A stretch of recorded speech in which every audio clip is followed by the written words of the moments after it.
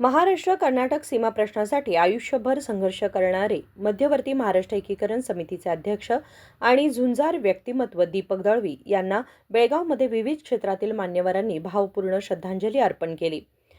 आयोजित शोकसभेमध्ये दीपक दळवींच्या 5 दशकांहून अधिक काळ चाललेल्या सीमा लढ्यातील संघर्षाचा गौरव करण्यात आला। दिल्ली जरी गेलो तर आपण दिल्लीमध्ये स्टोव घ्यायचं, भांडी घ्यायचं, तिथं स्वयंपाक करायचं, तिथं जेवायचं, कारण त्यावेळी आमच्याकडे आर्थिकदृष्ट्या आम्ही फार मागासलेलो होतो।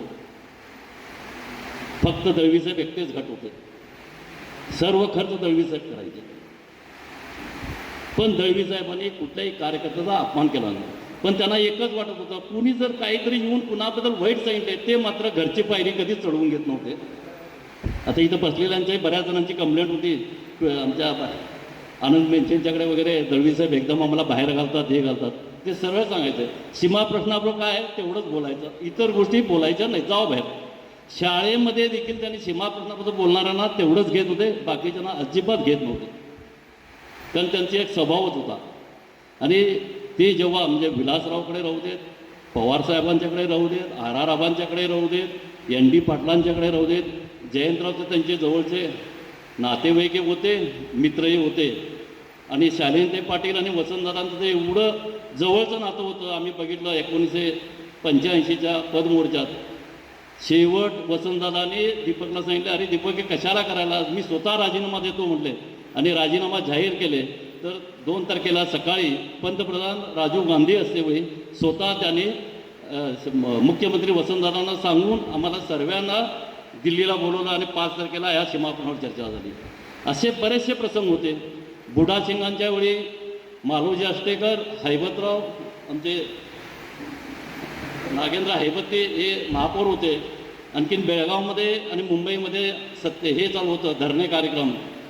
मग अशा वेळी शिवजयंती झाली होती, आणि शिवजयंतीमध्ये एक गाडा खडकलीचा होता, आणि तराजू असा यांच्या हातात होता दाखवलेलं बुडासिंगांच्या, आणि ते फोटो घेऊन दळवीसाहेब दाखवले बुडासिंगांना, बघा म्हणाले बेळगावचे लोक तुमच्यावर किती विश्वास ठेवून आहेत। आम्ही त्यावेळी 8 का 10 लोक होतो। शोकसभेमध्ये बोलताना मान्यवरांनी दळवींच्या प्रखर नेतृत्वाचा उल्लेख केला। गेल्या अनेक दशकांपासून मराठी माणसाच्या अस्मितेसाठी त्यांनी लढा दिला। यावेळी ॲडव्होकेट अमर येळूरकर म्हणाले की दळवी हे चळवळीतील एक तळमळीचे नेते होते। उपस्थित असलेले सर्व शोकाकू बंधू आणि भगिनींनो, आज आमच्या चळवळीतला एक चळवळी नेता गेला म्हटलं तरी वावगं वाटतं। आज दीपक दळवी साहेब जे आहेत ते अत्यंत आपल्या हयातीमध्ये संपूर्ण चळवळ केले।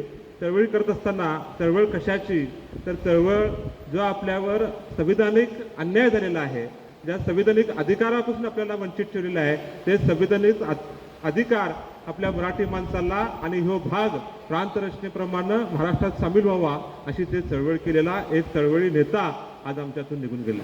आणि चळवळ करत असताना जो संघर्ष त्यांनी केला आणि जो संघर्ष बघितला, तर खरोखरच आज आम्हाला असं वाटते की त्यांच्या सगळा संघर्ष आमच्यासमोर कोण केलेला नाही।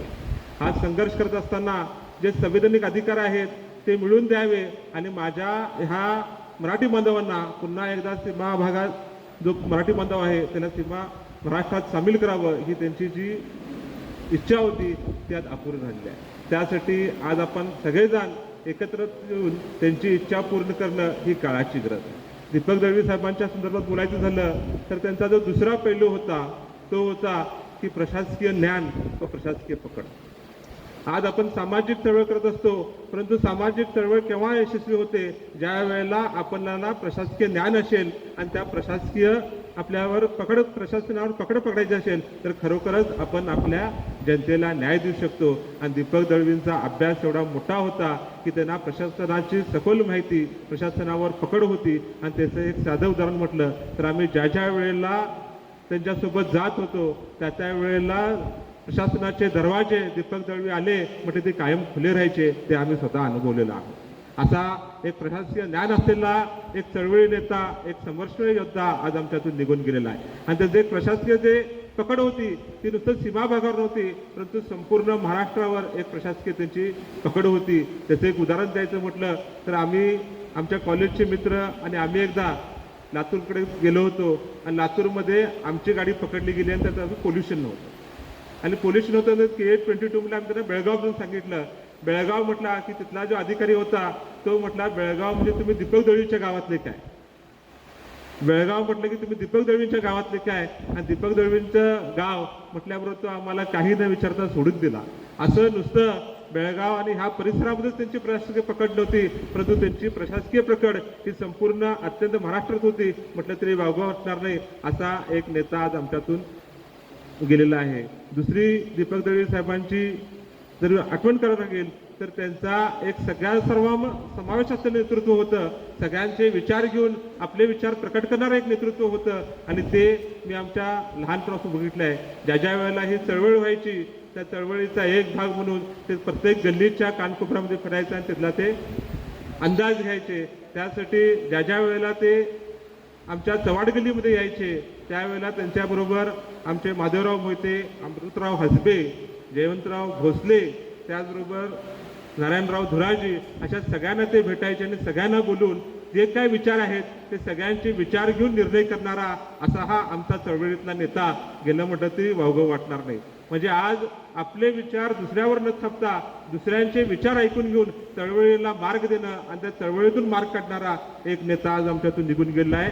आणि त्यांच्या निधनानं जो काय आज हा या शोकसभेला माजी महापौर मालोजीराव वाष्टेकर, माजी उपमहापौर प्रकाश शिरोळकर, माजी आमदार मनोहर किनेकर, माजी महापौर नागेश सातेरी, खानापूर मये समितीचे गोपाळ देसाई, युवा समितीचे अध्यक्ष शुभम शेळके आदी मान्यवर उपस्थित होते.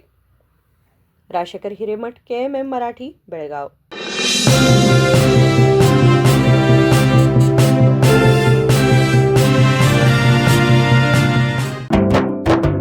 जले दीप अंगना में होगी रोशन दुनिया, पलकों तले छा जाए चांद तारों का साया, रंगोली में खिले रंग खुशियों के भी तराने, तन मन झिलमिल जाए हर पल होंगे सुहाने, ये अटूट बंधन खिले हर आशियाना, रंग वस्त्रों का खजाना मन भाए आराधना.